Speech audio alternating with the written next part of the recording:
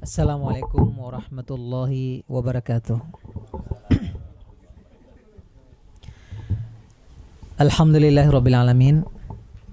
Nahmaduhu wa nasta'inuhu wa nastaghfiruh wa nastahdihi wa natubu ilaih. Wa na'udzu billahi min syururi anfusina wa min sayyiati a'malina. May yahdihillahu fala mudhillalah wa may yudlil fala hadiyalah. ونشهد أن لا إله إلا الله وحده لا شريك له ونشهد أن محمدا عبده ورسوله صلى الله عليه وعلى آله وصحبه وسلم تسليما كثيرا. أوصيكم ونفسي بتقوى الله فقد فاز المتقون يا أيها الذين آمنوا اتقوا الله حق تقاته ولا تموتن إلا وأنتم مسلمون. Ikhwan dan akhwat, saudara-saudari, bapak-bapak juga yang dirahmati Allah Subhanahu wa taala. Pertama, mari kita bersyukur kepada Allah atas berbagai nikmat yang dikaruniakannya. Yang paling utama adalah nikmat iman dan nikmat Islam, di mana kedua nikmat inilah yang membuat kita menjadi berhak meraih surga Allah Subhanahu wa taala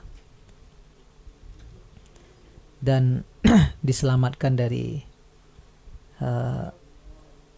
api neraka insyaallah. Kembali kita ingatkan kembali mensyukuri nikmat Allah, nikmat iman dan nikmat Islam ya. Karena ini yang akan menyelamatkan kita dari api neraka dan dimasukkan ke surga.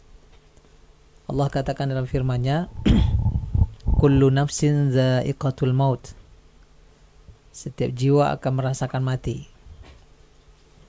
Wa innama tuwaffawna ujurakum yaumal qiyamah.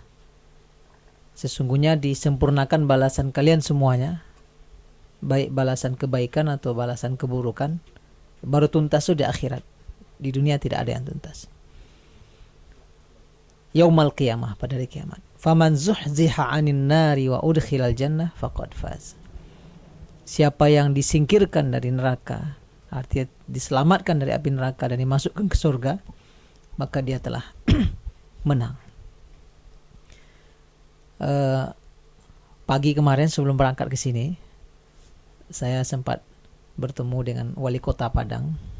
Ada sedikit urusan dan sekalian pamit juga karena sebelumnya memang sudah sering berjumpa dan bersilaturahim. Beliau sudah mau habis jabatannya di akhir tahun ini. Beliau tuh pasukan marinir Angkatan Laut. Lalu ngambil, karena backgroundnya bukan akabri, tapi backgroundnya wamil. Biasanya orang begini tidak akan jadi jenderal, enggak. Hanya sampai menengah aja. Habis itu dia tidak bakal naik, makanya dia banting setir jadi politisi. Tapi dia bercerita di pasukan marinir yang dipilih itu ada 300 orang, dipilihlah 21 untuk pasukan elit. Terpilih dia. Dia menceritakan kepada kita pagi kemarin tuh sebuah agenda yang bernama Hell Week, pekan neraka. Ya, Hell Week, pekan neraka. Jadi satu pekan itu dibikin neraka-nerakaan lah untuk orang yang 21 orang ini. Jadi dia menceritakan sebenarnya yang sebenarnya sakit itu dia ditunjukkan 2 jarinya dicabut kukunya oleh atasannya kan, oleh komandannya, cacat 2 jarinya. Luka itu nggak sakit bagi saya kata. Tapi yang sakit adalah ketika kita harus menapas tapi tidak bisa bernapas. Pasukan katak ini dia disuruh menyelam mengambil barang di bawah. Lalu di bawah itu dirampas alat pernapasannya. Di saat tidak bisa bernapas itulah sakit yang sebenarnya sakit. Kalau tubuh kita disakit pun tidak sakit. Mereka katanya tiap hari dicambuk pakai kawat. Jadi di punggung ini ada ratusan luka di punggung dia. Dan dibiarkan bernanas tebal ini. Lalu sakit yang lebih sakit lagi adalah katanya di saat kita harus tidur tapi tidak boleh tidur. 7 hari itu tidak ada tidur. Tidak tidur sama sekali. Jadi sampai ujung-ujung itu dia dengan namanya sendiri lupa dia. Ya, namanya Fauzi Bahar. Nama saya siapa? Udah lupa dia. Baru 2 hari pilihannya setelah 2 hari itu tidak tidur, nggak bakal tidur, disiksa dan segala macam ya. Pilih mana? Berakhir di sini tapi masuk penjara 3 tahun. Ya, di penjara 3 tahun dulu. Atau lanjutkan 5 hari lagi. Dia lebih memilih biarlah masuk penjara, nggak naik pangkat. Setelah melewati 2 hari dengan segala siksaan, akhirnya lewat juga sampai 7 hari itu. Penyiksaan dan semua itu mengaku kalau disuruh mengulang nggak mau lagi. Tapi kata beliau, Ustaz, gara-gara kejadian itu saya jadi takut sama Allah. Jadi beliau wali kota pertama yang di Sumbar yang mewajibkan seluruh pelajar berpakaian muslimah. Dia dan menumpas judi dan togel di kota Padang. Karena dia dari angkatan Diberani dia. Jadi dia menceritakan tentang neraka-nerakaan. Maka sebenarnya kita tidak sanggup dengan neraka Allah Subhanahu wa taala. Yang Rasulullah SAW menyebutkan azab teringan adalah paman Rasulullah dengan sendal besinya yang dari api neraka yang begitu dipakai otaknya yang mendidih. Hakikat ini yang Rasulullah wariskan kepada para sahabat dan kepada seluruh generasi yang lahir ke dunia ini. Hakikat bahwa kita ada kampung yang abadi. Dan itu semua diselamatkan oleh Allah dengan syariat Islam, dengan Islam. Karenanya tidak ada nikmat yang paling berharga yang harus kita jaga melebihi nikmat Islam dan nikmat iman. Baik ikhwah dan akhwat rahimakumullah, alhamdulillah ana pribadi sebuah kesyukuran, kehormatan diundang ke Jepang ke sini dalam acara kita ini. Mudah-mudahan jadi amal soleh bagi semua ikhwah yang telah mewujudkan agenda ini terlaksana. Dan bagi anak pribadi menjadi amal soleh, semua waktu yang digunakan menjadi pahala di sisi Allah insyaallah. Nama sudah diperkenalkan tadi, Irsyad. Nama ayahana Syafar, jadi Irsyad Syafar. Kelahiran 18 November 1970 di Bukit Tinggi, Sumatera Barat. Anak ketiga dari 9 bersaudara. Pendidikan dahulu di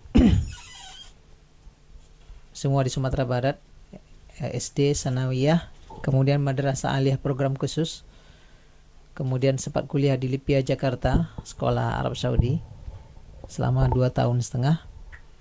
Dulu anak serumah dengan Gubernur Jawa Barat, Kang Aher, setahun serumah dengan beliau sejak beliau masih bujangan. Kemudian menyelesaikan S1 pendidikan Islam di Universitas Kuwait di Kuwait, dan kemudian menyelesaikan pendidikan S2 di Universitas Kairo di Kairo tahun 2003. Diamanah oleh Allah 8 orang anak dari 1 istri. 4 lahir di Mesir, 4 lagi di Padang. Bersama teman-teman alumni Timur Tengah kita mendirikan sebuah pondok pesantren di Padang yang bernama Perguruan Islam Ar-Risalah. Tahun 2004 mulai. Sekarang sudah tahun ke-10. Tahun ke-10. Sudah menamatkan 4 alumni. Alhamdulillah. Madrasah Aliyah Pondok Pesantren Ar-Risalah sudah 4 generasi yang tamat, dan dengan 2 jurusan agama dan IPA. Anak-anak agama menyambung ke Timur Tengah. Di Al-Azhar University ada 42 orang. Di Madinah ada 2 orang. Di Sudan ada 1 orang. di IIUM Malaysia ada satu orang. Di samping di LIPIA Jakarta, di UIN Syarif Hidayatullah, UIN Jogja, UIN Malang, UIN Susko di Pekanbaru. Adapun anak-anak IPA ada di ITB, di UI, IPB, ITS, UGM, U4. Ada 4 di Jerman, 1 di kedokteran nuklir, 3 di sains. Ada 1 orang baru datang ke sini, magang, perempuan. Dalam pekan ini baru datang sini. Maryam, anak generasi pertama kita. Alhamdulillah juga perguruan Islam kita di samping tetap mempelajari kurikulum, kalau anak IPA mempelajari semua kurikulum IPA standar Dignas, anak agama mempelajari semua kurikulum agama standar Kemenak. Mereka juga wajib menghafal Al-Quran 1 juz 1 bulan, 1 tahun, 1 tingkatan minimal, itu standar. Jadi wisudanya 5 juz karena semester terakhir kelas 3 SMP dan kelas 3 SMA tidak menghafal Quran soalnya menghadapi ujian nasional. Jadi wisudanya 5 juz. Namun demikian alhamdulillah tiap tahun kita mewisuda hafal 30 juz. Tiap tahun. Ada yang sudah di Madinah, ada yang di Mesir, ada yang di LIPIA Jakarta juga. Ada juga anak IPA yang hafal 30 juz. Sekarang di Al-Azhar Mesir, perempuan. Alhamdulillah tiap tahun kita melahirkan santri-santri yang hafal Al-Quran, juga mampu bersaing dengan sekolah-sekolah negeri favorit di Sumatera Barat, atau bahkan alhamdulillah alumni kita bisa mengalahkan Gontor, Darun Najah, Asalam Solo dan sebagainya. Untuk level tes ke Timur Tengah bisa dikalahkan sama anak-anak kita. Itu barangkali perkenalan. Sehari-hari Ana sebagai pimpinan pondok pesantren juga aktif di Majelis Ulama Indonesia Sumatera Barat di Komisi Pendidikan. Mudah-mudahan kesempatan kita beberapa hari ini dijadikan oleh Allah Subhanahu wa taala sebagai amal soleh bagi kita semua insyaallah. Ikhwan akhwat rahimakumullah. Ada sebuah hadis Rasulullah SAW yang wajib kita pahami dan kita hadirkan dalam diri kita setiap waktu, setiap saat. Di mana Rasulullah SAW mengatakan, ad-dunya mal'unah. Dunia itu terlaknat. Mal'unun ma fiha. Terlaknat semua yang di dalamnya. Illa dzikrullah. Kecuali yang masuk dalam konteks zikir kepada Allah. Wa ma walah, dan yang sejenis dengan itu, sejalan dengan itu. Au aliman au muta'allima. Atau orang yang alim dan orang yang belajar. Jadi dunia dan segala isinya ini dilaknat oleh Allah Subhanahu wa taala kecuali yang masuk dalam 4 kategori tadi. Semua yang masuk dalam mengingat Allah Subhanahu wa taala dan sejalan dengan itu. Kemudian orang yang alim dan orang yang muta'alim. Alim orang yang mengetahui dan muta'alim orang yang belajar. Tapi tentunya tidak kita pahami dalam hal yang sempit berarti kita belajar agama saja, tidak. Ketika Allah Subhanahu wa taala memuji ulul albab di akhir-akhir Ali Imran, siapa yang dikatakan ulul albab? Alladzina yadhkuruna Allaha qiyama. Orang-orang yang mengingat Allah ketika berdiri, wa qu'uda, ketika duduk, wa ala junubihim, dan ketika berbaring. Wa yatafakkaruna fi khalqis samawati wal ard, dan memikirkan tentang penciptaan langit dan bumi.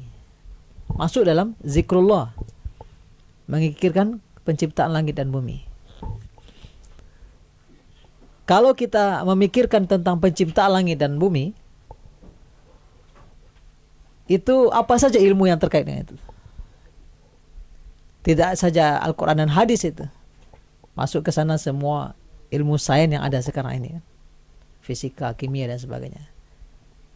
Itu sebabnya orang beriman semakin dia temukan ilmu-ilmu Allah Subhanahu wa taala di langit dan di bumi, maka dia semakin dekat dengan Allah Subhanahu wa taala. Hari ini kita bagian dari merealisasikan masuk dalam kelompok orang-orang yang tidak dilaknat oleh Allah Subhanahu wa taala. Yadhkurun Allah, mengingat Allah, atau menjadi orang alim atau menjadi orang muta'alim. Tema kita tentang memahami jiwa dan fitrah manusia. Insyaallah kita ada 5 poin yang akan kita bahas tentang penciptaan manusia, anasir penciptaan manusia, tawazun, amanah, dan tugas manusia, dan terakhir tentang balasan atau jaza.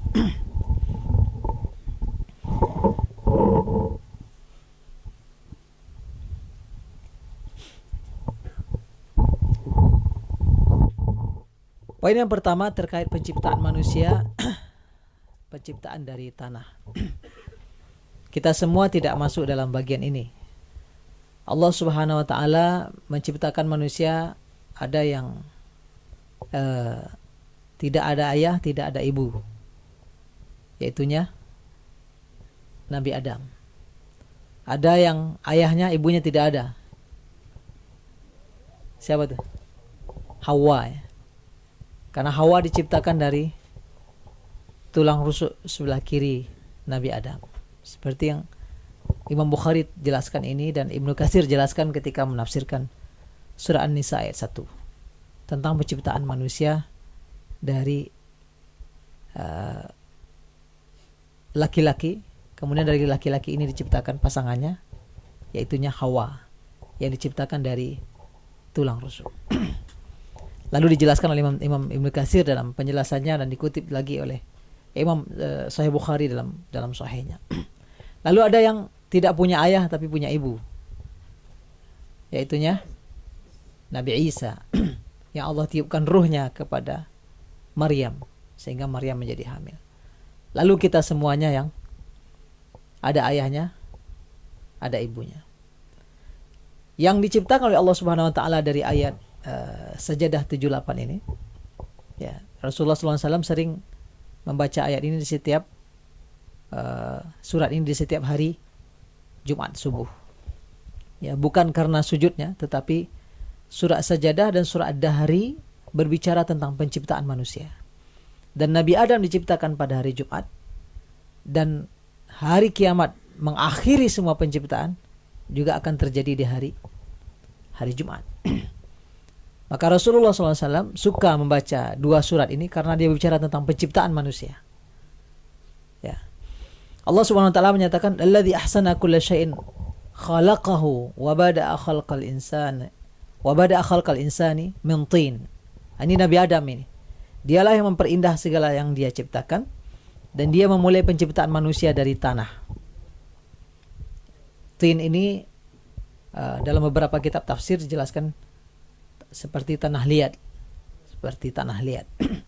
Diceritakan oleh Allah SWT Nabi Adam. Summa ja'ala naslahu min sulalatin min ma'in mahin. Baru kemudian keturunan-keturunannya diciptakan dari saripati air atau air mani, ya. Air yang hina. Allah sebutkan kalimat di sini ma'in mahin. Ya. Air yang saripati, air yang hina. Itu hakikat penciptaan kita manusia. Nah, ini dalam ayat lain surah Al-Hijr ayat 26 menjelaskan surah Sajadah tadi, walaqad khalaqnal insana min salsalin min hama'im masnun. Kita diciptakan dari salsal. Salsal itu tanah liat yang kering, lumpur yang menghitam, tapi bisa dibentuk. Itu penciptaan Nabi Adam, bukan kita. Tapi di situ asalnya kita. Lalu Allah katakan, lanjutannya Sajadah, "Tsumma sawwahu wa nafakha fihi min ruhihi wa ja'ala lakum as-sam'a wal absara wal afidah qalilan ma tashkurun." Jadi kita ada unsur unsur bumi. Ada unsur bumi, lalu kita ada unsur langit yang Allah berikan kepada kita, yaitunya ruh. Ruh yang dari Allah Subhanahu wa taala. Ketika manusia dominan dia memenuhi kebutuhan-kebutuhan buminya, dia menjadi hina, rendah dia. Ketika dia dominan nanti memenuhi kebutuhan-kebutuhan langitnya, dia menjadi mulia, naik. Dua unsur ini yang ada dalam diri kita semuanya. Unsur langit dari Allah Subhanahu wa taala, unsur bumi yang berupa tanah. Yang kita makan semua sehari-hari, itu semuanya ada kaitannya, ada hubungannya langsung dengan bumi. Baik itu tumbuh-tumbuhan ataupun binatang yang kita makan. Tetap saja nanti terkait. Binatang itu juga memakan sesuatu yang berasal dari bumi. Allah kemudian menyempurnakan penciptaan kita dan meniupkan ruh Allah Subhanahu wa taala ke dalam tubuh kita, dan dia menciptakan pendengaran, penglihatan, dan hati. Ini juga para ulama kemudian membuktikan mukjizat ayat ini ya, bahwa nanti yang pertama kali ketika bayi di dalam menjadi segumpal daging kemudian mulai pecah, itu yang pertama muncul adalah pendengaran. Ada yang membahas ini, mengkaji ini ya. Telinga dulu, baru kemudian penglihatan, baru kemudian hati. Jadi segumpal daging ini yang pertama tumbuh telinga. Ini juga menjadi mukjizat Al-Quran. Karena Rasulullah SAW tidak pernah sekolah, tidak pernah kuliah, menunjukkan bahwa yang dia sampaikan bukan karyanya Nabi Muhammad. Karena dia nggak pernah kuliah, nggak pernah tahu kedokteran. Bahkan dia buta huruf. Tapi dia menyampaikan sesuatu yang kemudian dibuktikan secara ilmiah, menunjukkan ini mukjizat Al-Quran.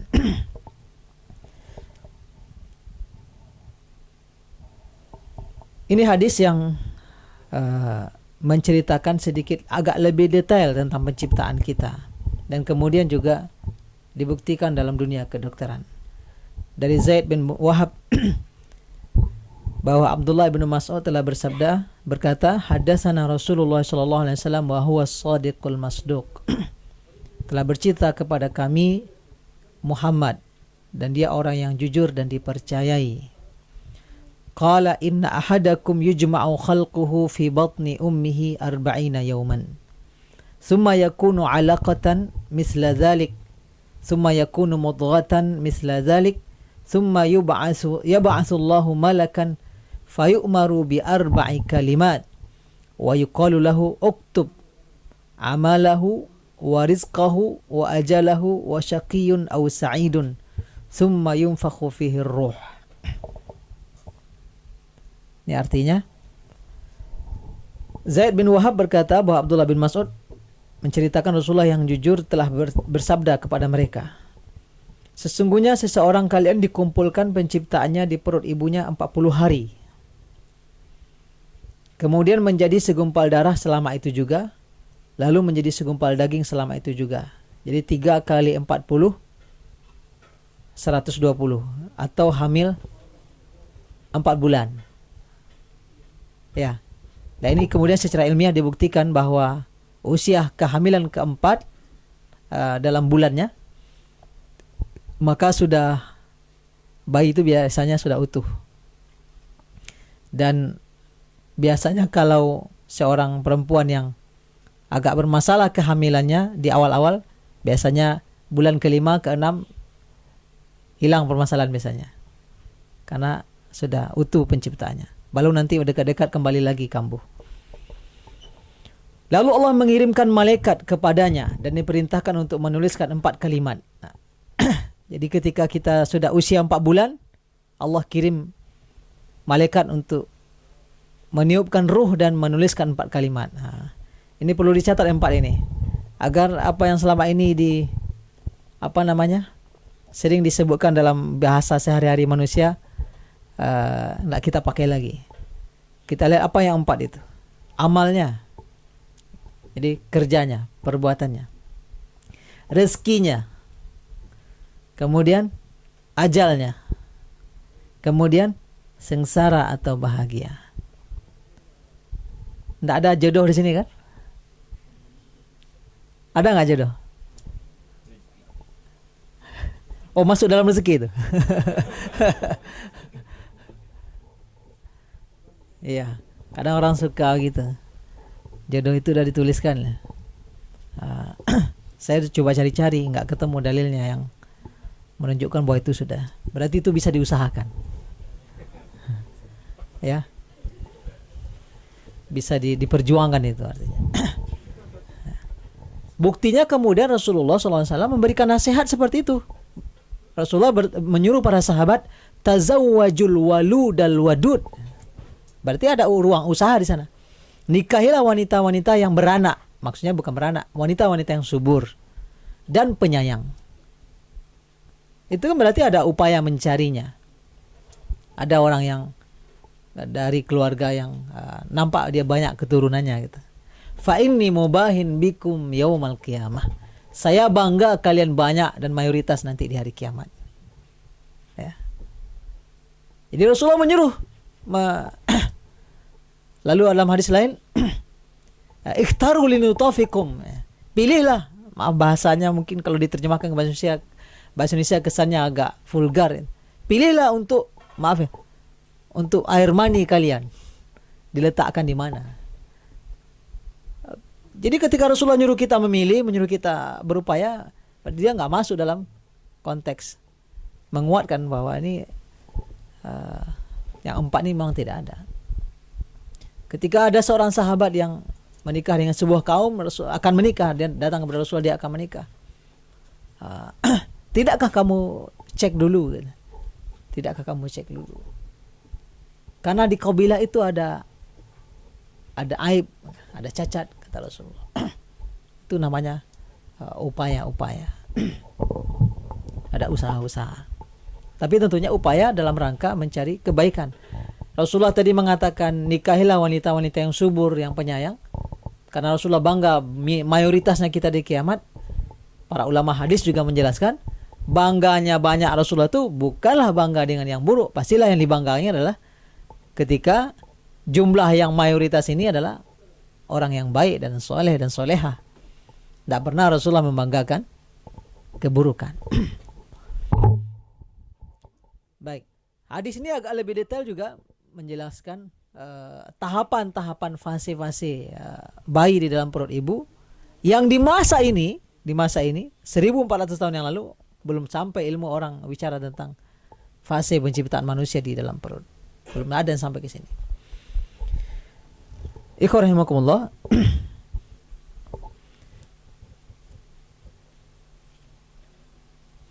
Poin kedua tentang unsur-unsur penciptaan manusia. Tadi sudah disebutkan bahwa kita semua berasal dari Adam.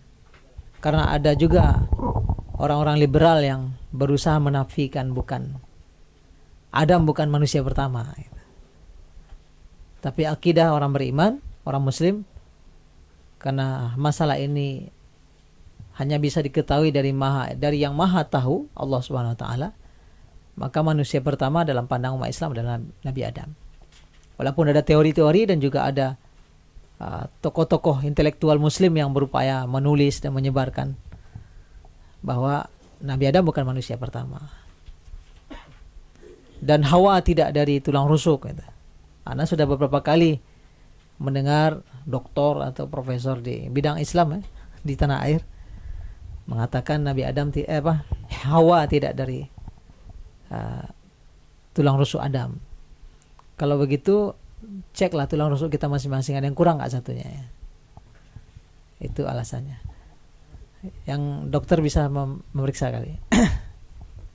Jadi karena ini terkait dengan pengakuan kepada kekuasaan dan kemahaan Allah Subhanahu wa taala.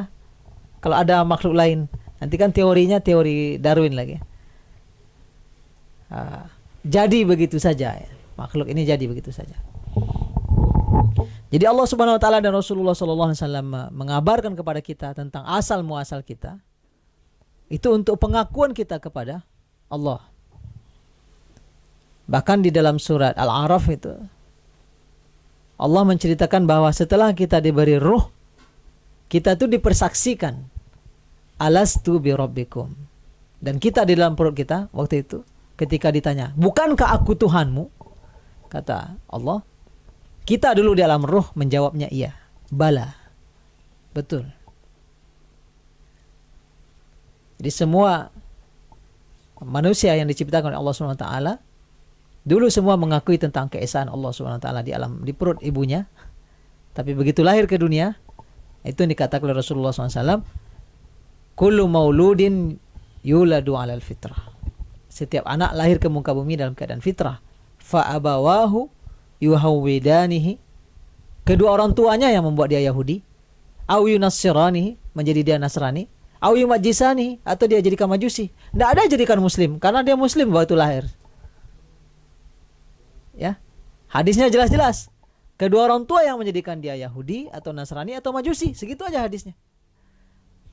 Nggak ada dikatakan yang mengislamkan, nggak juga, karena otomatis kalaulah ada seorang bayi Kristen baru lahir lalu kita ambil dan tidak bersama ayah ibunya, maka dia nggak perlu lagi diislamkan.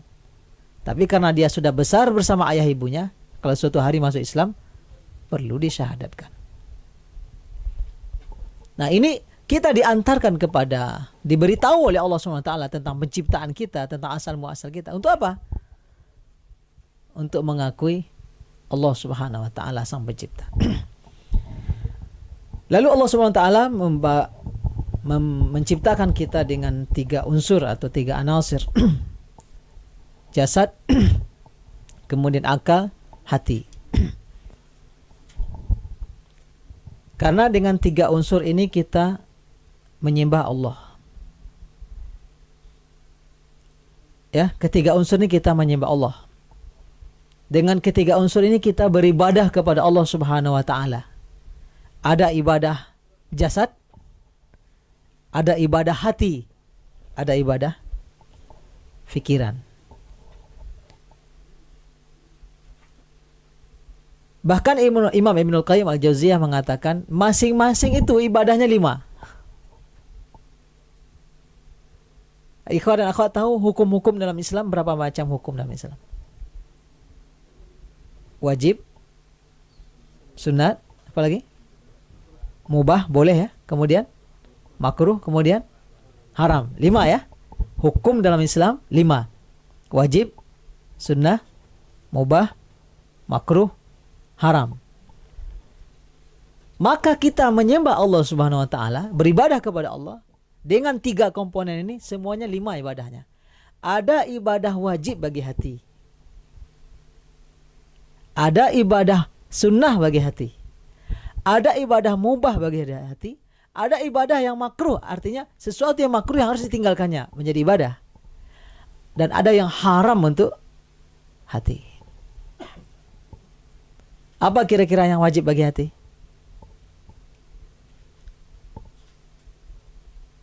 Yang wajib dilakukan oleh hati adalah, ibadah wajib hati adalah niat. Ya, niat itu ibadah hati, bukan ibadah lidah.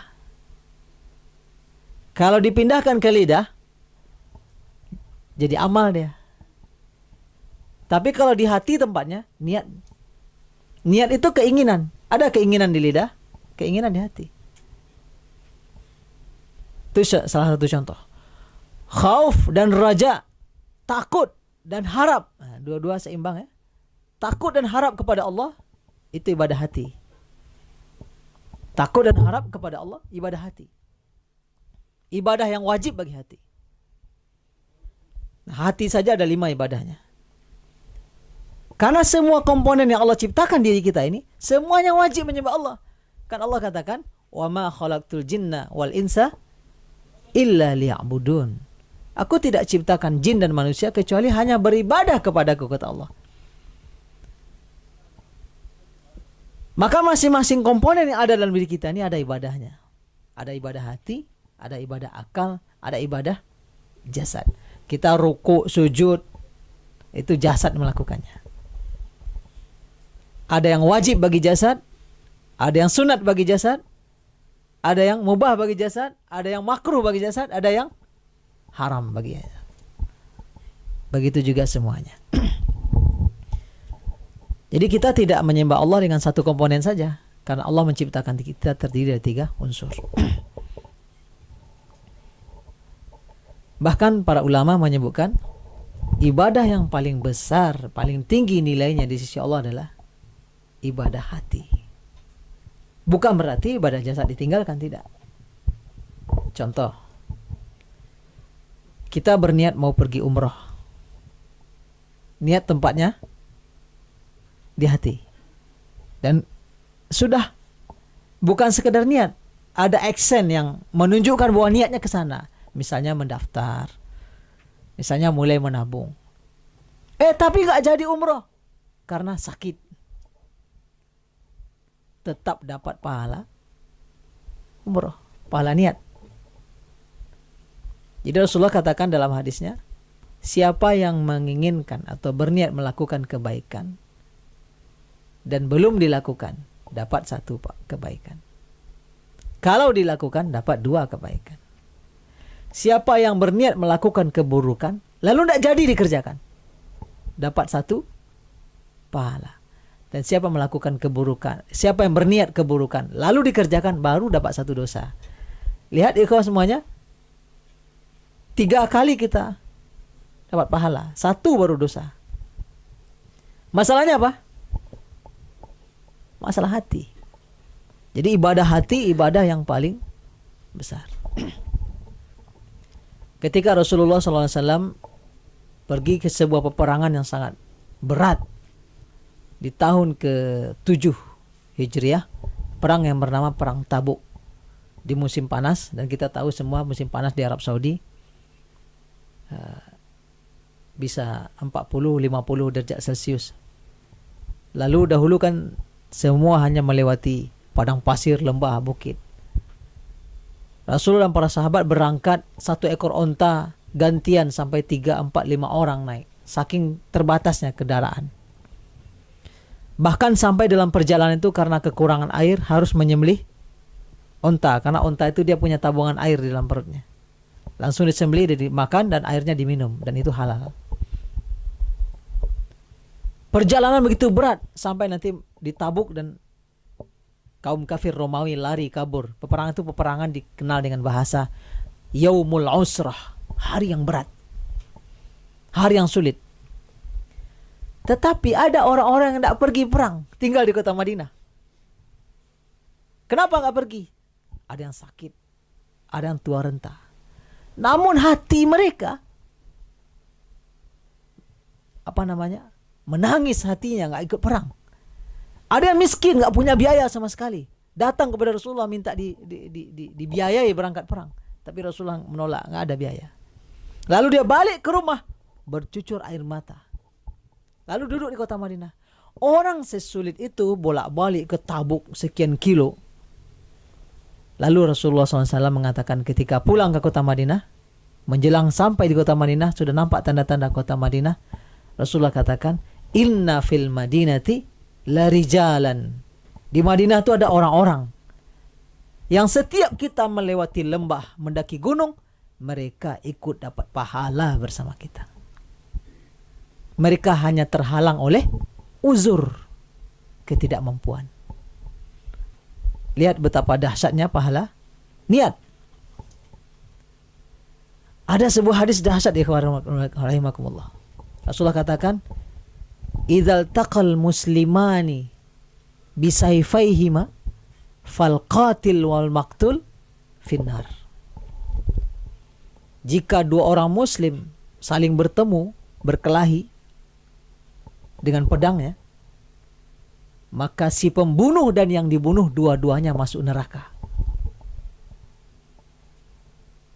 Lalu sahabat bertanya, ya Rasulullah, hadzal qatil fama balul maqtul. Wahai Rasulullah, ini kan si pembunuh, wajar masuk neraka. Yang dibunuh kok masuk neraka juga? Apa jawaban Rasulullah? Innahu kana harisun ayyaktula akhahu. Dia sebenarnya pengen bunuh juga, cuma kedahuluan aja kan.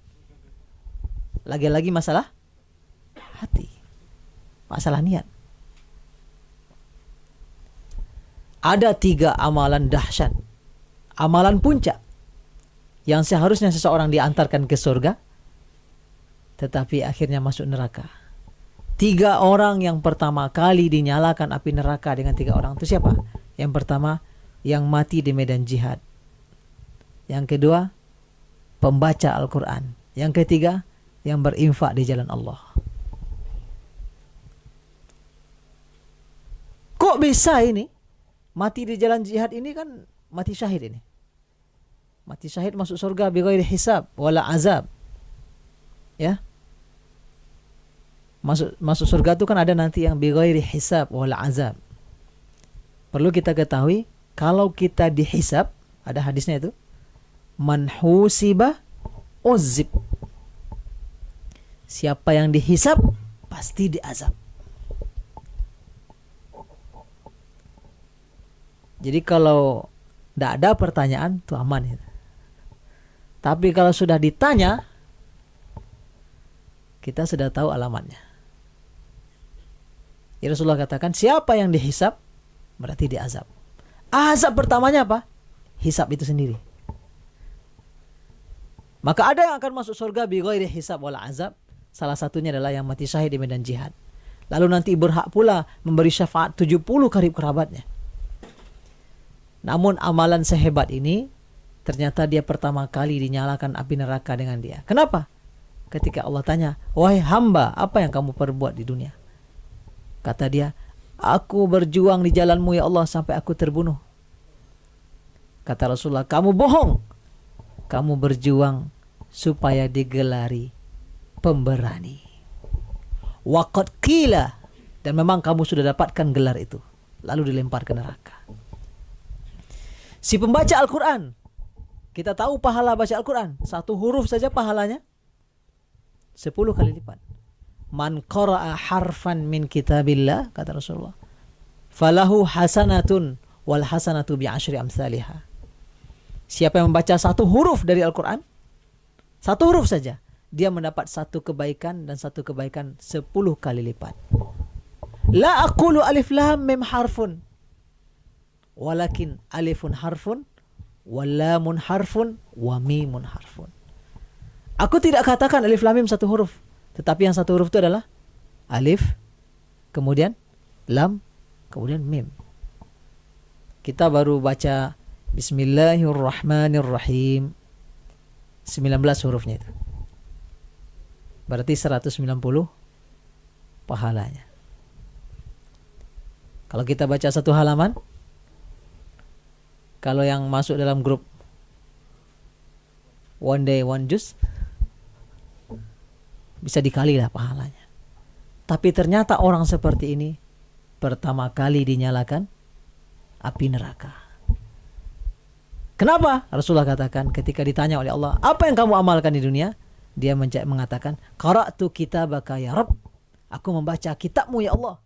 Allah katakan, kazabt, kamu bohong. Qara'ta kitabi liyaqulan nas innaka qari. Kamu baca kitabku supaya digelari qari. Waqad qila, dan kamu dapatkan gelar itu. Lalu dilempar ke neraka. Apa yang masalah bagi dia?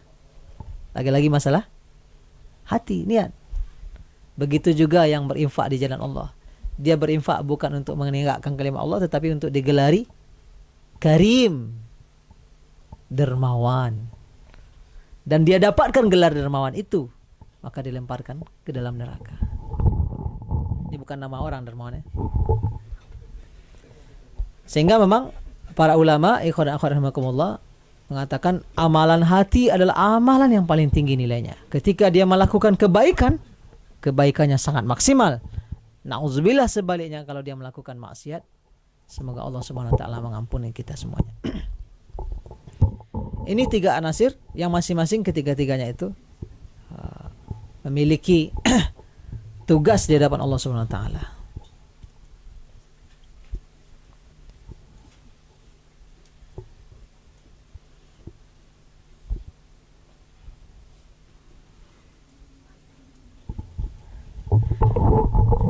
Kemudian kita masuk ke poin yang ketiga tentang tawazun. Atau dalam bahasa kitanya keseimbangan.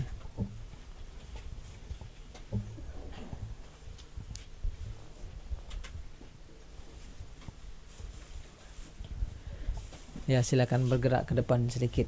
Ini jamnya jam berat ini.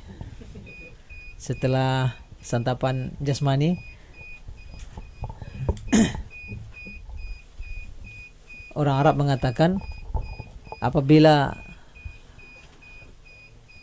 perut sudah kenyang, maka mata menjadi lapar. Ya.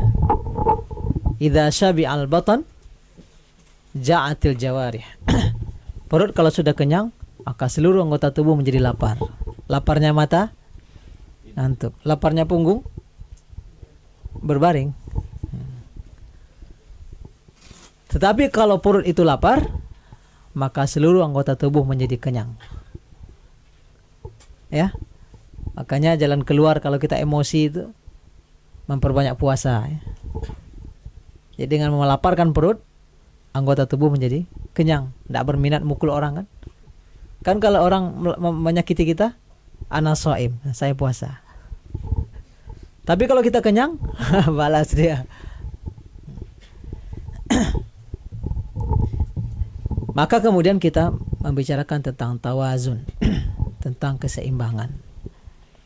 Sebab tadi ada 3 unsur di dalam diri kita yang Allah jadikan menjadi kita satu kesatuan, ruh, akal, dan jasad. Dan Allah ciptakan sebenarnya kita itu hanif, lurus. Kalaulah tidak ada setan dan iblis, maka kita semua ini akan beriman. Sekafir-kafir orang, kalau dia berada dalam posisi dan situasi yang sangat-sangat buruk, dalam bahaya begitu, akan keluar kalimatnya, oh my God, ya Tuhan. Ya, terjadi gempa besar misalnya, tsunami, pesawatmu jatuh, itu semua orang otomatis. Kemarin kita naik Lion Air, itu mendaratnya sangat-sangat kasar sekali kemarin. Itu spontan aja orang itu. Hard landing. Langsung ingat Tuhan aja semua. Itu karena ada di dalam itu fitrah yang Allah titipkan, yang Allah berikan. Maka mesti ada keseimbangan. Karena Allah sudah nyatakan fa'akim wajhaka lid-dini hanifa. Arahkanlah wajahmu menuju agama yang lurus. Fitratallahi allati fataran nasa 'alaiha. Yaitu kesucian atau fitrah Allah yang Allah ciptakan manusia atas fitrah itu. La tabdila li khalqillah. Tidak ada bisa ditukar penciptaan Allah. Dzalika dinul qayyim. Itulah agama yang lurus. Walakinna aktsaran nasi la ya'lamun. Itulah agama yang lurus tapi manusia tidak menyadarinya.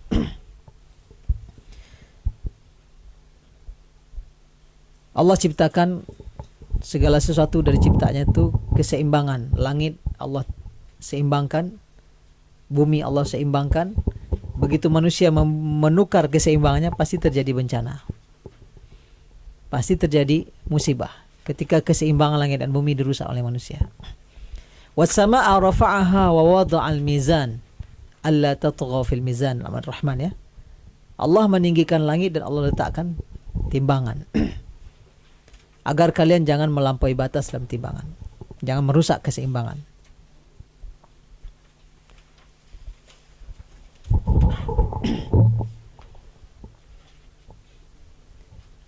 Tadi kita katakan bahwa unsur-unsur manusia ada jasad, akal, hati. Maka masing-masing ada ghizanya. Bahasa Arabnya ghiza, bahasa Indonesianya gizi. Jadi gizi itu dari bahasa Arab aslinya. Ya, giza itu makanannya. Ya. Masing-masing ada makanannya yang mesti diberi. Kalau tidak dia jadi sakit, malah menjadi mati. Jasad jelas ada gizinya, gizanya. Kalau kita tidak makan dalam batas waktu tertentu sudah mengakibatkan kematian. Akal juga ada gizanya. Akal kalau tidak diberi makanannya, yaitunya ilmu, maka akal itu akan mati. Para ulama yang selalu menggali ilmu, berdiskusi, menggali ilmu, sangat menakjubkan. Ketemu aja sama mereka ilmu berikutnya. Contoh, Kalau ikhwah sempat berkunjung ke perpustakaan Islam, kalau di sini Lipia ada, lihat juga perpustakaan Lipia. Di Jakarta ada perpustakaannya. Kita akan temukan tafsir Al-Quran, kitab yang satu, ditafsirkan oleh sekian ulama, masing-masing sekian pula penafsirannya. Begitu luasnya Allah berikan penafsiran sehingga satu sama lain para ulama ini melengkapi penafsiran itu. Mungkin yang ini menangkap yang lain enggak. Contoh saja. Ketika turun firman Allah Subhanahu wa taala, "Idza jaa nasrullahi wal fath." Apabila datang pertolongan Allah dan kemenangan, wa ra'aitan nasa yadkhuluna fi dinillahi afwaja, dan kamu saksikan orang berbondong-bondong masuk agama Allah, fasabbih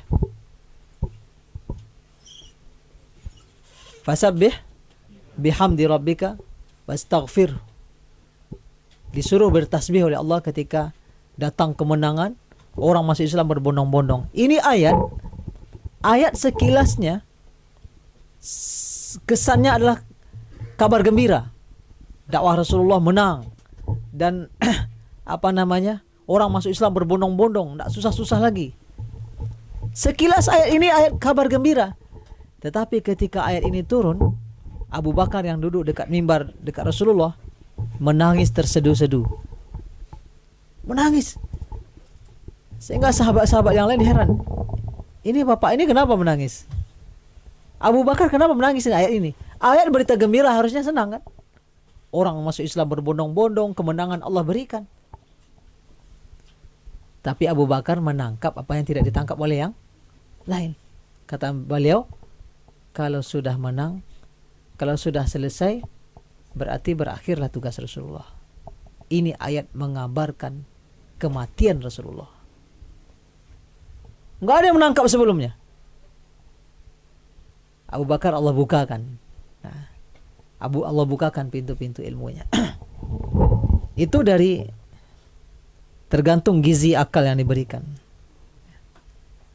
Jadi para ulama ada yang lautan ilmunya samudra, ada yang lautan ilmunya laut biasa, ada yang danau, kemudian ada sungai. Tergantung gizi akal ini diberikan sejauh mana. Dan kita lihat sampai hari ini tak pernah berakhir orang menyingkap kebenaran Al-Quran dari berbagai aspek ilmu pengetahuan. Ketika akal manusia itu diberikan gizanya, tersingkaplah kebenaran-kebenaran Allah Subhanahu wa taala satu persatu. Nah, di saat kita menghentikan gizinya, maka tentu menjadi macet atau sakit akal, kemudian malah menjadi mati, tidak lagi berpikir. Nah, kita bisa lihat orang-orang yang tidak jarang bertemu dengan majelis ilmu. Lihatlah para preman di pos ronda duduk main gaple gitu. Itu akalnya gak pernah diberi gizi. Perutnya dikasih gizi, makan, badan tambah besar gitu. Tapi otaknya gak berkembang karena dia tidak pernah bersentuhan dengan majelis-majelis ilmu. Rasulullah katakan menyuruh para sahabat untuk mendatangi taman di antara taman-taman surga. Ya. Taman di antara taman-taman surga. Raudhatun min riyadil jannah. Apa itu? Majalis zikir. Ya, majelis-majelis mengingat Allah, bukan zikir kita la ilaha illallah bersama-sama, bukan itu yang dimaksud oleh Rasulullah. Majelis zikir adalah di mana saling belajar, saling memberitahu ilmu sehingga kemudian akal itu terus dapat gizinya. Akal itu dapat gizinya. Nah, siapa saja yang kemudian maksimal berinteraksi dengan majelis-majelis ilmu ini, pasti akalnya sehat. Siapa yang jarang, akalnya buntu. Kemudian komponen ketiga adalah hati, ghiza ruhi atau gizi rohani, yaitunya zikrullah. Kita mungkin pernah mengalami masa-masa hati ini begitu kasar, begitu kesat, ya, lebih keras daripada batu, ya. Qasat qulubuhum dalam surah Al-Baqarah, kasar hati daripada batu. Padahal batu itu bisa bolong oleh air. Kalau ditimpanya terus bisa bolong. Atau dia pecah, keluar air di bawahnya. Batu besar di bukit-bukit, keluar air di bawahnya. Bahkan batu itu pecah karena berzikir kepada Allah Subhanahu wa taala. Tapi hati manusia bisa lebih keras dari itu. Nah, ini hati yang tidak dapat gizi. Hati yang dapat gizi. Maka gizi hati adalah mengingat Allah Subhanahu wa taala dengan banyak cara. Untuk menyehatkan dan membuat hati menjadi segar bugar. Apa yang momen yang membuat kita mengingat Allah? Momen kesulitan. Rasulullah menyuruh kita, aksiru min dzikri hadzimil lazzat, kata Rasulullah. Perbanyaklah mengingat penghancur kelezatan. Apa itu? Penghancur kelezatan adalah al-maut, kematian. Berarti agar hati ini hidup, perlu kita, Rasulullah menyuruh kita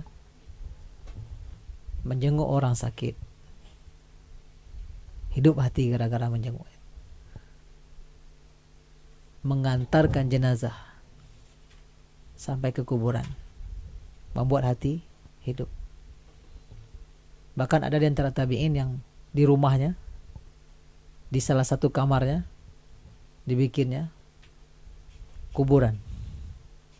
Digalinya ke bawah, dibikinnya dengan lahat-lahatnya. Saat hati malas menyembah Allah, langsung loncat dia ke bawah berbaring. Wahai diri, sebentar lagi Anda akan seperti ini.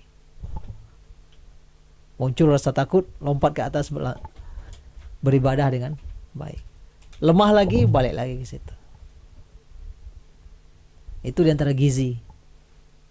Melihat ahlul bala, ya, menyaksikan orang-orang yang diuji oleh Allah. Diuji itu belum tentu dia bermakna buruk, juga tidak mesti juga bermakna baik. Tapi orang-orang yang diuji oleh Allah SWT. Fitnah itu ujian. Dulu waktu tsunami di Aceh, ya, beberapa ustaz-ustaz duluan berangkat sampai ke Aceh. Beberapa ustaz dari Sumatera Barat itu, ada beberapa ustaz alumni dari Saudi, dari Mesir, duluan berangkat ke sana. Habis itu pulang ngasih tahu kepada kita di Sumatera Barat, ikhwah, siapa yang lagi malas-malas mentaati Allah, segera berangkat jadi relawan ke Aceh sebelum mayat-mayat habis. Ya, sempat menyaksikan mayat itu. Kita tidak memastikan ini baik, ini buruk, tidak. Tapi menyaksikan ahlul bala, orang yang sedang diuji, membuat hati kembali tumbuh.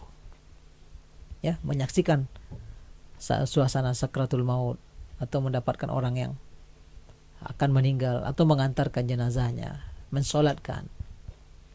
Kalau kita solat jenazah di Timur Tengah, imam itu sering memberikan arahan sebelum mulai solat. Kalau kita kan biasanya diingatkan tata cara sholat. Kalau di Mesir, kalau di Kuwait bukan itu yang diingatkan. Oleh imam tidak perlu diingatkan karena orang udah hafal itu. Tapi yang diingatkan adalah ikhlaskanlah doa karena suatu hari kita yang di depan. Nah, itu imam itu yang diarahkannya. Ikhlasan ketika berdoa karena suatu hari kita yang berada di depan, kita sangat butuh dengan doa para jamaah ini. Makanya Rasulullah menjanjikan, siapa yang mensolatkan jenazah falahu qirat. Nah, dia dapat pahala qirat. Qirat itu apa? Sebesar bukit Uhud pahala. Bagi yang pernah umroh, bukit Uhud besar sekali. Kayak bukit Barisan kalau di Padang itu. Dan siapa yang mengantarkannya sampai ke kuburan, lahu qirat. Qirat sekali lagi. 2. Nah, kalau kita solat di Masjid Nabawi atau Masjidil Haram terutama, ya, di musim haji kan tiap sholat ada mayat, tiap sholat ada jenazah. Nah, sebagian saudara-saudara kita yang tidak mengerti hadis ini, Orang salat jenazah dia duduk berzikir. Ada yang lebih afdal. Ada lebih utama sebenarnya mensolatkan jenazah itu. Karena akan membuat kita ingat kepada Allah Subhanahu wa taala. Jadi masing-masing ini ikhwah mesti kita beri gizinya. Sebagaimana kita begitu memperhatikan komposisi makanan yang kita makan, proteinnya, vitaminnya, gizinya, maka begitu juga untuk akal, begitu juga untuk hati. Ketika Rasulullah SAW suatu hari melihat Umar bin Khattab membuka-buka Taurat. Taurat itu ada yang ditulis.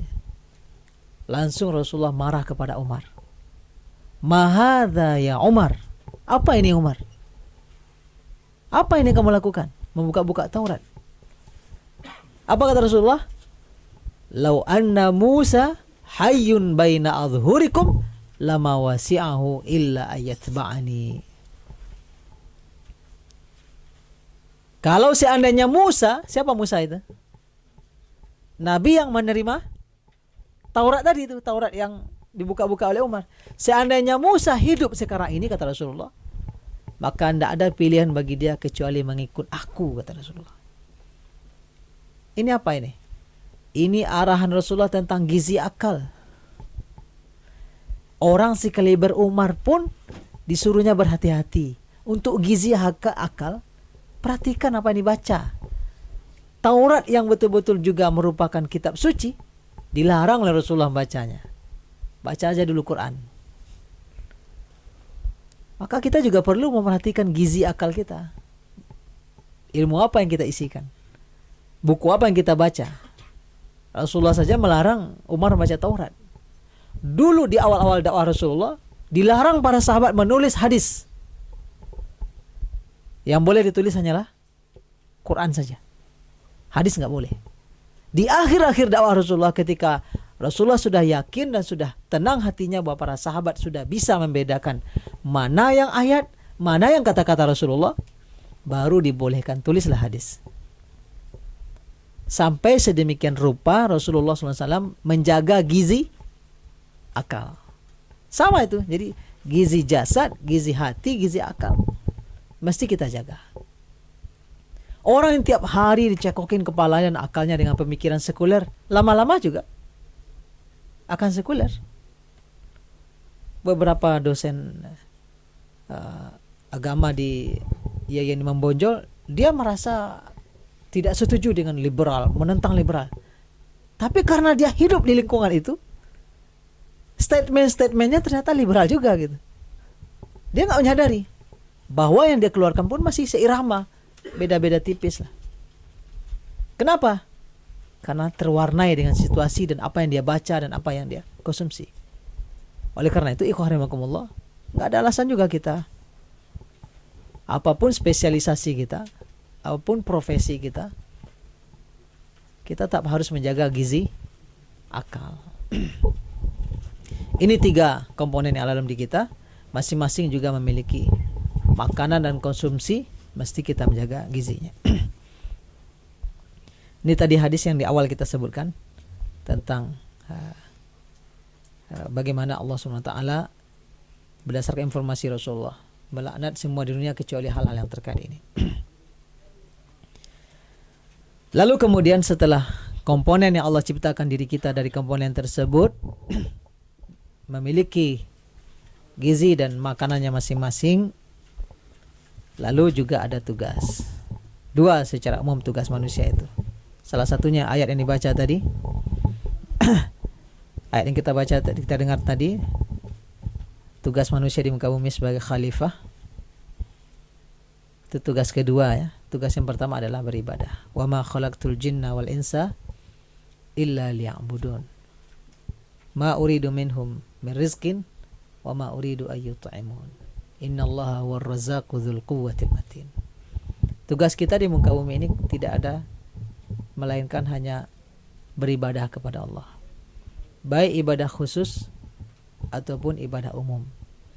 Ibadah khusus adalah yang Allah tetapkan tata cara pelaksanaannya. Ibadah umum adalah yang bebas semua perbuatan-perbuatan baik bisa beribadah. Imatatul azab fit tariq, ya, menyingkirkan duri di tengah jalan juga ibadah. Seorang laki-laki yang punya dosa besar, dalam 2 riwayat itu, satu riwayat lagi dikatakan perempuan yang berdosa besar masuk surga hanya karena memberi minum seekor anjing, ya. Dia berjalan di padang pasir, haus sekali, masuk ke dalam sumur, dia minum, naik ke atas bertemu dengan anjing yang sangat kehausan. Lalu dia turun membuka sepatunya, karena dahulu sepatu dari kulit, bisa mengambil air. Lalu diminumkan anjing.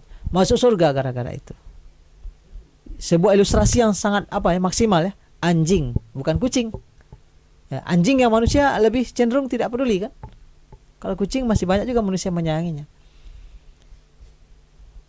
Tapi masuk surga. Padahal anjing najis kalau dalam konteks kita, kan. Dia beri minum, masuk surga. Bahkan yang lebih, Rasulullah katakan dalam hadisnya, wa fi budhi'a ahadikum sadaqah. Bergaulnya kalian dengan istri kalian adalah sedekah.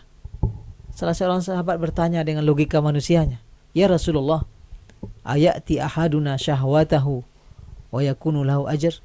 Wahai Rasulullah, seseorang melampiaskan syahwatnya lalu dapat pahala? Rasanya enggak masuk akal. Lalu Rasulullah jawab, ara'aita idza wada'aha fil haram halaysa alaihi wizrun? Bagaimana pendapatmu kalau itu diletakkan di tempat yang haram, tidakkah dia dapat dosa? Wa kadzalika idza wada'aha fil halal. Begitu sebaliknya kalau diletakkan di tempat yang halal. Itu makna yang luas dari ibadah. Lalu tugas yang kedua, menjadi khalifah. Dalam artian bukan menjadi khalifah makna yang sempit sekedar menjadi pemimpin, tapi adalah orang-orang yang menegakkan aturan Allah di muka bumi ini. Khalifatullahi fil ard, ya, mewakili Allah di muka bumi ini, menegakkan aturannya. Di sini terselip makna bahwa kita tidak hidup untuk nafsi-nafsi di dunia. Kita hidup untuk bersama-sama di dunia ini.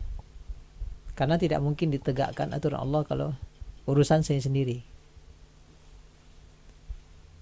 Dalam Islam ada ruang-ruang privasi, tetapi ada hak-hak bersama yang tidak bisa dikalahkan oleh hak-hak privasi. Maka ini mengisyaratkan adanya kebersamaan. Karena aturan Allah hanya bisa dilaksanakan dan diterapkan di sana bersama. Kalau sendiri paling hanya ritual khusus yang pribadi. Sholat berjamaah aja nggak bisa sendiri, mesti berjamaah. Lalu kemudian setelah 2 tugas itu Allah menjanjikan balasan. Siapa yang berbuat baik, balasannya kebaikan, yang sebaliknya pasti keburukan. Hal jazaa'ul ihsan illal ihsan. Surah Ar-Rahman, bukankah balasan kebaikan melainkan juga kebaikan? Juga Allah katakan, wa an laisa lil insani illa ma sa'a. Bukankah manusia itu tidak mendapatkan apa-apa kecuali yang diusahakannya?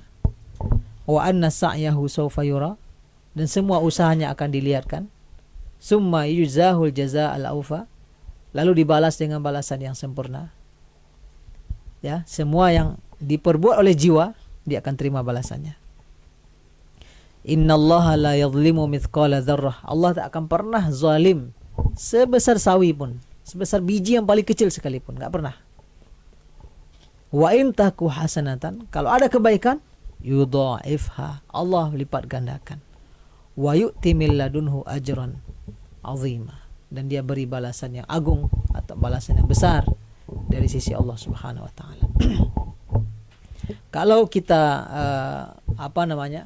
kalkulasikan, sebenarnya kita di akhirat kelak tidak berhak lagi dapat surga. Karena di sini sudah gratis oksigen, sudah makan, minum, air, segala macam Allah juga menyediakan. Kalau dihitung-hitung dengan sholat, dengan tilawah, dengan zikir kita, bisa jadi masih ngutang kita ini. lalu nanti masih dapat surga. Ya itulah kemurahan Allah Subhanahu wa taala. Dalam hadis Bukhari, ketika seorang dahulu orang Bani Israel yang hidup di sebuah sebuah bukit 500 tahun menyembah Allah, tidak ada bekerja karena buah-buahan, air mengalir, tidak perlu bekerja. Situ aja makannya, hidup dia. Maka dia sepanjang hari 500 tahun menyembah Allah. Lalu kemudian di akhirat Allah instruksikan kepada malaikat, masukkan si fulan ke surga dengan nikmatku, kata Allah. Lalu si fulan tadi, hamba tadi itu, tidak ya Allah, masukkan aku ke surgamu dengan amalku. Kenapa dia pede sekali? Karena 500 tahun dia menyembah Allah. Dia merasa wajar saya minta masukkan ke surga karena amalan saya, jangan karena nikmatmu. 3 kali Allah katakan kepada malaikat, masukkan dia ke surga karena nikmatku. Dia minta kepada Allah, karena amalku ya Rasulullah, ya Allah. Lalu baru disuruh oleh Allah malaikat, timbang amalan dia dengan nikmat penglihatan saja. Lalu ditimbanglah nikmat penglihatan dengan segala nikmatnya selama 500 tahun. Masih lebih berat nikmat penglihatan. Lalu Allah katakan, masukkan dia ke neraka. Langsung bersujud hamba ini minta kepada Allah, masukkan ke surga dengan nikmat Allah Subhanahu wa taala. Di Kuwait banyak juga orang yang hidup membeli ginjal orang lain. Yang biasa jual ginjal adalah orang-orang Mesir, karena hidupnya susah dia. Orang-orang Mesir itu kalau menikah susah, mahar mahal, harus sediakan kamar, emas, segala macam. Jadi kawan-kawan di Kuwait yang kerja di rumah sakit itu menceritakan orang-orang yang jual ginjal. Dia sepakat dengan orang Kuwait, dijual ginjalnya sampai 500 juta gitu. Orang Kuwait karena punya uang, gagal ginjal beli. Tapi selesaikah dengan 500 ini? Dia jual masih ada satu, kalau nanti dia sakit tidak kebeli lagi. Ada kasus di salah satu rumah sakit di Kuwait.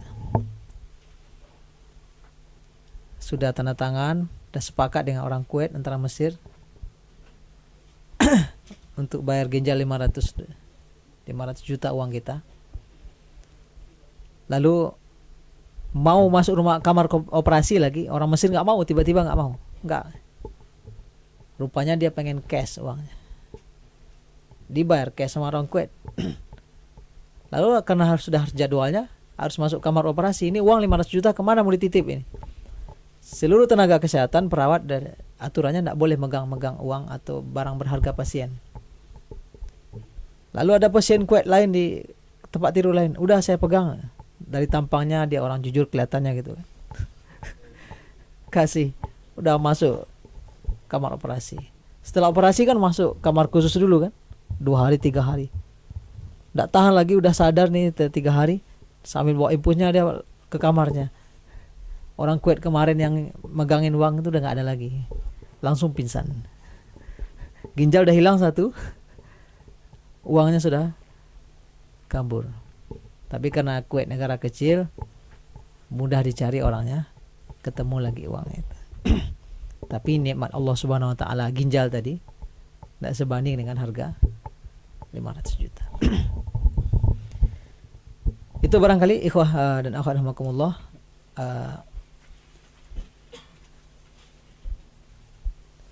oh ya, jaza ini yang harus kita sadari adalah jaza yang maksimal, pahala yang sebenarnya, balasan sebenarnya adalah di akhirat. Yang di dunia ini mukaddimah, DP istilahnya. Jadi kalau ada orang meninggal dunia, lalu sudah diantar ke kuburan atau menjelang diantar itu kan biasanya ada orang memberikan komentar. Kalau ada jenazah yang dipuji atau disebut kebaikannya, dan itu dibolehkan ya. Tapi yang menyebutkan kebaikannya bukan orang yang pamrih, artinya spontan aja begitu. Maka itu Rasulullah mengatakan itu adalah ajilu busyral mu'min. itu adalah kabar gembira yang dipercepat atau DP. Kita berbaik sangka si mayat adalah orang yang baik. Tapi kalau sebaliknya, dia meninggal dunia orang bersyukur semuanya, atau menyebutkan keburukannya, na'udzubillah, malah itu sebaliknya mungkin DP siksaan. Wallahu a'lam bishawab. Assalamualaikum warahmatullahi wabarakatuh. Pertanyaannya. Baik, terima kasih kepada Ustadz Irsyad atas materi yang telah disampaikan. Baik, langsung saja ke materi tanya jawab, ke sesi tanya jawab. Kita waktu ada kurang lebih mungkin 5-10 menit. Saya persilakan pertanyaan pertama, 1, 2, 3 yang pertama ya, kepada para saya perkenalkan. Assalamualaikum warahmatullahi wabarakatuh. Nama saya Doni, Pak Ustadz. Dari penjelasan yang Ustadz berikan tentang satu kisah wanita yang memberikan minum anjing dan seorang yang beribadah 500 tahun dan ternyata masuk surganya juga karena rahmat Allah. Saya berpikir apakah pada akhirnya kita semua tuh masuk surga. Kalau masuk surga itu bukan karena ibadah kita, tapi dari nikmat Allah dan rahmat Allah. Nah, jadi apakah ibadah kita ini intinya bukan yang untuk pribadi, lebih baik yang maksudnya sebagai hubungannya juga dengan kisah khalifah tadi di sini.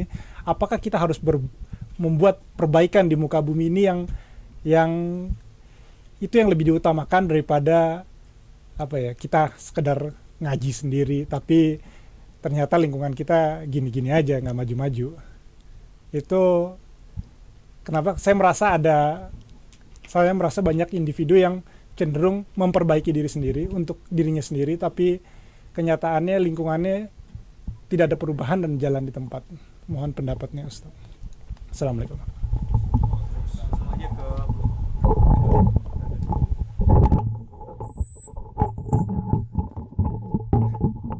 Ya Ustaz, nama saya Radon dari Yokohama. Saya tertarik dengan tadi konsep tawazun, bahwa kita punya 3 komponen dalam diri kita, jasad, akal, dan hati. Nah, saya terpikir kalau jasad makanannya gizi ya. Gizinya adalah makanan. Dan kita punya rumusan komposisi ideal gizi untuk jasad. Misalnya kalau orang Indonesia kita tahu 4 sehat 5 sempurna.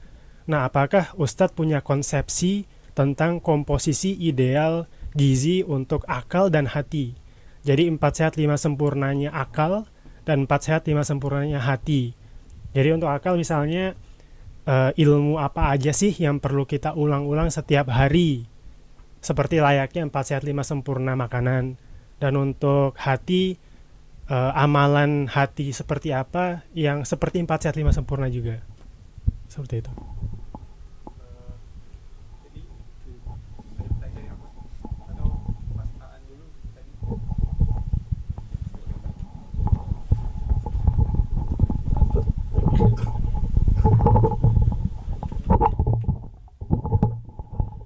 Bismillahirrahmanirrahim. Nama saya Aan dari Ciba.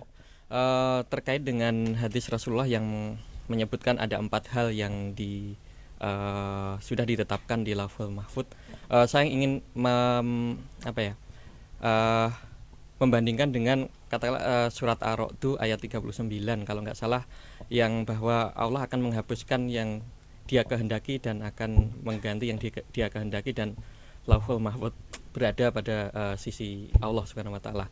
Terus terkait juga dengan ada hadis yang juga mengatakan bahwa manfaat dari silaturahim adalah memperpanjang umur gitu. Nah, terkait dengan hadis yang menyebutkan 4 hal tadi, bagaimana kita menyikapinya? Terima kasih, Ustaz.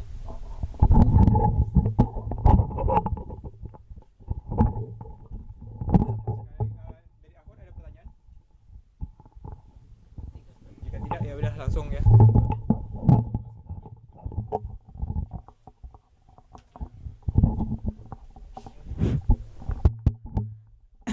Wallahu a'lam bishawab. Pertanyaan pertama terkait masuk surga dengan nikmat Allah. Ini hadisnya, ini terdapat dalam Sahih Muslim. Judul babnya, bab seseorang tidak akan masuk surga dengan amalnya, akan tetapi dengan rahmat Allah. Ini judul hadisnya nih. Ini hadisnya. Rasulullah menyuruh para sahabat beramal mendekati kebenaran. Kalau bisa pas itu. Qaribu itu dekati.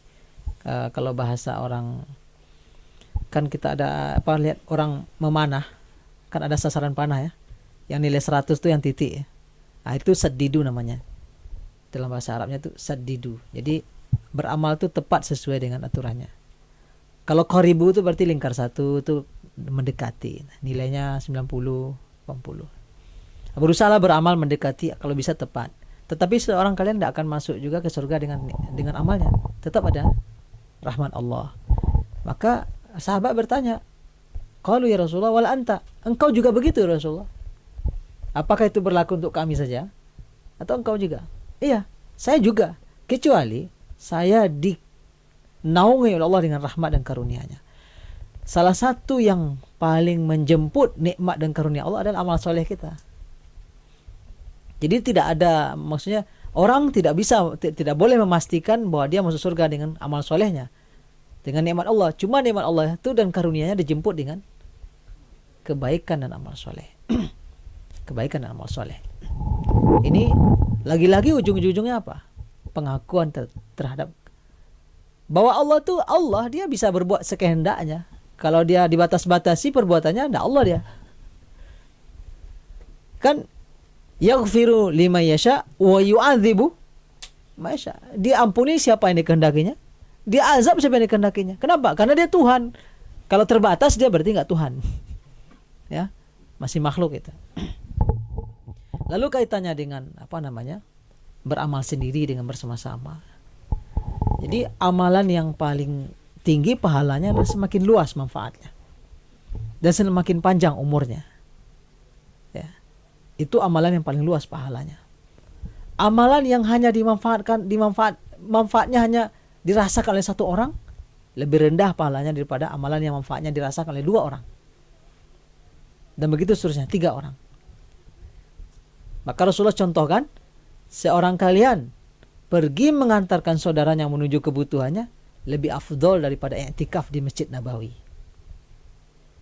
Masjid Nabawi i'tikaf berapa pahalanya? Setidak-tidaknya kalau i'tikafnya sehari semalam, dapat 5 waktu sholat Masjid Nabawi. Sholat di Masjid Nabawi itu nilainya 1000 kali sholat di tempat lain. Berarti udah 5000. Ya kan? Sekali sholat 1000, 5 kali sholat 5000. Tetapi ternyata Rasulullah katakan mengantarkan saudaranya menuju kebutuhan lebih tinggi pahalanya daripada i'tikaf itu. Kenapa? I'tikaf sendiri menikmati. Kalau udah mengantarkan itu, udah ada orang lain yang menikmati. Disitulah makna hadis bahwa bila mati seorang anak Adam, terputus amalannya kecuali 3. Apa yang 3 itu? Anak yang soleh, yang terus mendoakannya. Kan berkesinambungan itu. Kemudian ilmu yang bermanfaat, diajarkan ilmu itu, kemudian terus dimanfaatkan sama orang. Kemudian sedekah jariyah, sedekah yang terus berguna. Kalau di Timur Tengah kita temukan banyak orang yang membuat air minum bisa diminum di tepi jalan itu. Karena itu sedekah jariyah. Siapa aja minum, dia dapat pahala terus. Jadi memang kebaikan dan kesolehan yang semakin luas orang yang mendapatkan dan menikmatinya, lebih besar pahalanya daripada yang hanya sendiri. Di samping itu Rasulullah katakan dalam hadis lain, alaikum bil jamaah, kalian mesti bersama-sama. Fa inna syaitana ma'al wahid, setan tuh bersama yang orang yang sendirian. Wa huwa minal isnaini ab'ad, setan itu kalau orang sudah berdua, bukan berduaan ya, berdua menjauh dia. Kalau udah bertiga semakin jauh. Karena orang kalau udah ramai-ramai, tidak ada orang sepakat untuk melakukan keburukan kalau ramai-ramai. Tapi kalau kita sendirian, cobalah kita sendirian di Kamal Hotel. Berat kita mengendalikan diri. Kalau televisi nyala, film apa yang mau ditonton nih? Tapi coba kalau ada teman-teman, kita mampu mengontrol diri kita. Karena kita bersama-sama jadi kuat. Sendirian kita jadi lemah. Itu konteksnya tadi itu. kita tidak akan mampu mentaati Allah sendirian. Karena setan yang akan menggoda kita, levelnya di atas kita satu angka. Kita S1, dia S2. Ya, profesor dia. Kalau kita bersama-sama, maka menjadi kuat. Bersama-sama menjadi kuat. Itu poin yang pertama tadi, pertanyaan pertama. Pertanyaan kedua terkait dengan konsepnya. Mungkin secara definitif belum bisa Anda sampaikan definitif. Kalau di Indonesia 4 sehat 5 sempurna. Tapi dari apa tadi? 5 macam ibadah. Setidak-tidaknya hati kita mendapatkan makanan-makanan yang wajib dan menghindari makanan-makanan yang haramnya. Itu setidak-tidaknya. Maka kita mesti kenal apa yang wajib bagi hati dan apa yang haram bagi hati. Maka kita harus jaga itu. Di antaranya tadi kita sudah ungkapkan ya. Yang wajib bagi hati adalah niat, itu wajib itu. Ya, kalau kita sholat nggak berniat, sholatnya nggak sah kan? Itu wajib, amalan wajib. Semua ulama sepakat niat menjadi rukun pertama semua ibadah. Mau haji, mau puasa, mau sholat, niat. Khauf dan raja, takut dan harap kepada Allah. Nah, ini juga perlu latihan sebenarnya. Bahwa kita hanya memang harap kepada Allah saja dan takut hanya kepada Allah saja. Ini perlu dibangun latihan dengan ini. Ini amalan wajib hati sebenarnya. Nah, yang ria bagi hati, yang haram bagi hati adalah ria. Haram bagi hati. Haram bagi hati. Jadi setidak-tidaknya gizi minimal hati adalah mengenal yang halal, yang wajib dan mengenal yang haram. Tinggalkan. Kalau kita ingin naikkan lagi kualitasnya, yang sunnah dan yang makruh. Apa yang sunnah bagi hati?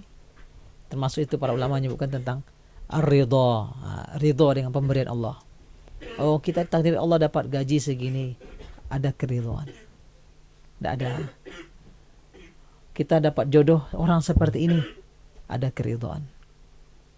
Kita terlahir di tengah keluarga seperti ini, ada keridhaan. Itu sunnah.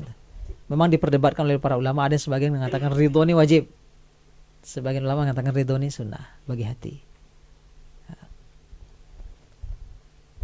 Itu terkait gizi hati. Nah, kalau gizi akal, para ulama menyebutkan sesuatu yang tidak harus kita ketahui untuk bisa benar beragama, maka itu wajib kita ketahui. Ada seorang sahabat datang kepada Rasulullah. Ada hadis sahihnya. Ya Rasulullah, wahai Rasulullah, idza halaltul halal wa haramtul haram. Sebelum itu, jika aku sholat wajib ya, jika aku sholat wajib dan aku tidak tambah lagi dengan yang sunat, dan aku puasa wajib dan aku tidak tambah lagi dengan yang sunat, lalu aku halalkan yang halal dan aku haramkan yang haram, 4 saja. Dia sholat wajib saja, puasa wajib saja, dia halalkan yang halal dan dia haramkan yang haram. A'adkhulul jannah? Apakah saya bisa masuk surga? Kata Rasulullah, na'am. Ya, bisa. Lalu dia pergi sambil berteriak, demi Allah, saya akan lakukan itu saja, tidak saya tambah. Pergi dia. Lalu apa kata Rasulullah? Aflaha in sadaq. Dia betul, dia menang, mendapat surga kalau dia jujur dengan janjinya 4 tadi. Tapi kalau kita tengok yang 4 ini, sholat yang wajib saja, puasa yang wajib saja, tapi yang 2 ini ada gizi akal di sini, ada gizi akal di sini. Siapa yang mampu menghalalkan yang halal? Siapa yang mampu mengharamkan yang haram? Yang tahu dengan yang halal dan tahu dengan yang haram. Oleh karena itu, para ulama mengatakan setiap muslim mesti mengenal apa yang halal dan apa yang haram. Itu setidak-tidaknya. Ya harus tahu dia. Jadi itulah mungkin bisa kita katakan gizi minimal akal itu lah. Mengenal sesuatu yang darurat mesti kita kenal untuk bisa beragama dengan baik. Itu gizi minimal akal. Makanya tadi kita isyaratkan tidak ada alasan spesialisasi kuliah apa. Afwan ya, karena kita berada dalam pendidikan yang sekuler. Kalau di Mesir dahulu, seluruh rakyat Mesir SD, SMP, SMA-nya Al-Azhar semuanya. Baru kuliah nanti habis itu mau kedokteran, mau fisika, mau kimia. Makanya doktor kimia hafal Quran. Makanya dokter Mursi hafal Quran padahal dia seorang apa namanya? Dia muhandis itu kan, dia insinyur itu. Doktornya S1, S2, S3-nya nggak ada Islam. S1 di Mesir, S2, S3 di Amerika. Hafal Quran. Karena seluruh rakyatnya dulu sekolahnya di Azhar. Baru setelah Napoleon masuk, dirikan sekolah-sekolah Kristen, barulah muncul dikotomi pendidikan. Sekolah agama dan sekolah umum. Aslinya seluruh rakyat Mesir ngafal Quran dulu dan belajar agama Islam dulu semuanya di Azhar. Tamat SMA, terserah mau kemana. Jadilah dokter, jadilah insinyur, jadilah kimia, terserah. Anak pernah sholat tarawih di Mesir waktu masih kuliah dulu. Imamnya hafal 30 juz dan setiap malam 1 juz 1 malam kan. Oh, jenggot lebat itu. Terasa nikmat sholat dengan beliau. Setelah lama-lama berkenalan, rupanya polisi dia. Polisi hafal 30 juz. Di negeri saya ustaz hafal juz 30.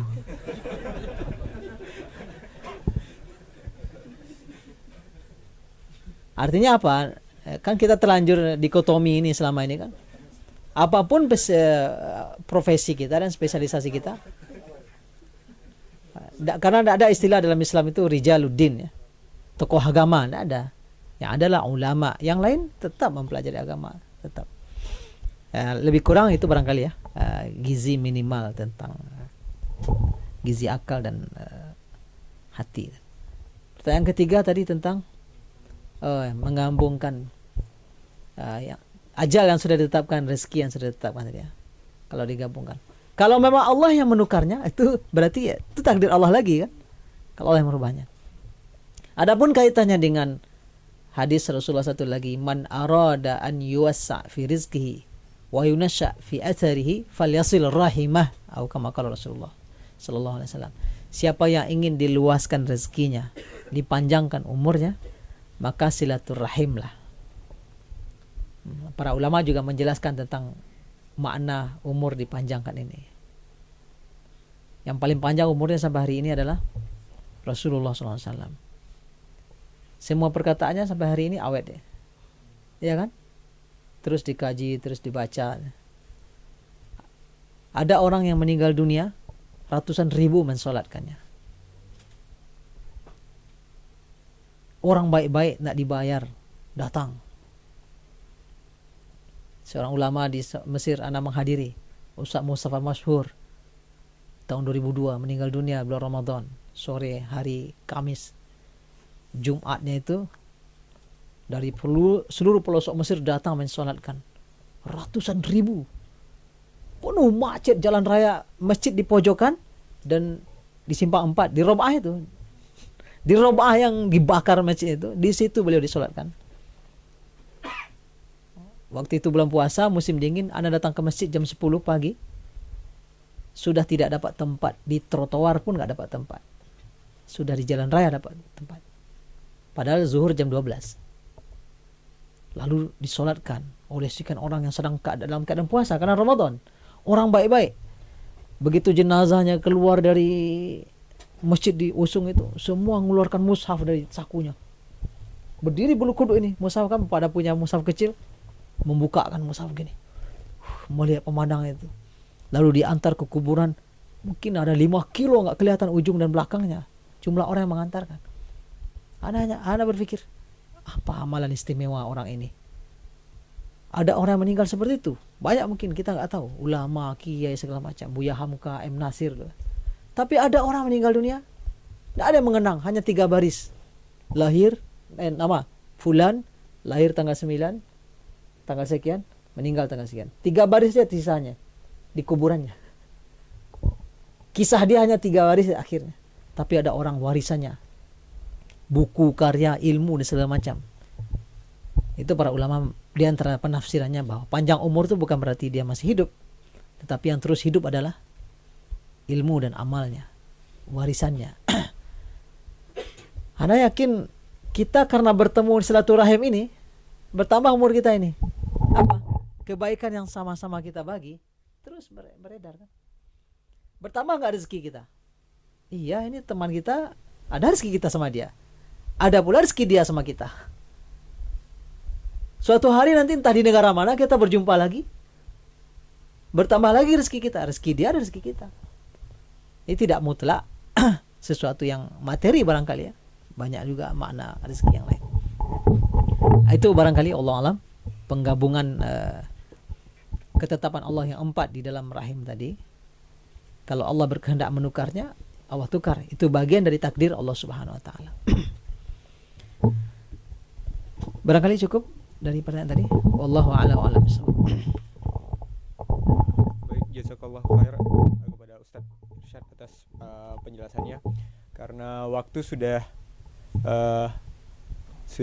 menunjuk pukul 3:30 ya, udah waktunya jadwalnya sholat asar di sini. Jadi kita tutup materi pertama ini. Sementara itu untuk jadwal azan sama moderator untuk materi berikutnya diminta untuk dari kelompok 1 bisa ditentukan segera, dan mungkin kelompok-kelompok lain juga bisa menentukan siapa calon-calon dari kelompoknya untuk azan dan materi berikutnya. Ya, sekian dari saya. Assalamualaikum warahmatullahi wabarakatuh. Materi kedua itu jam 3.45 ya, sesudah sholat asar.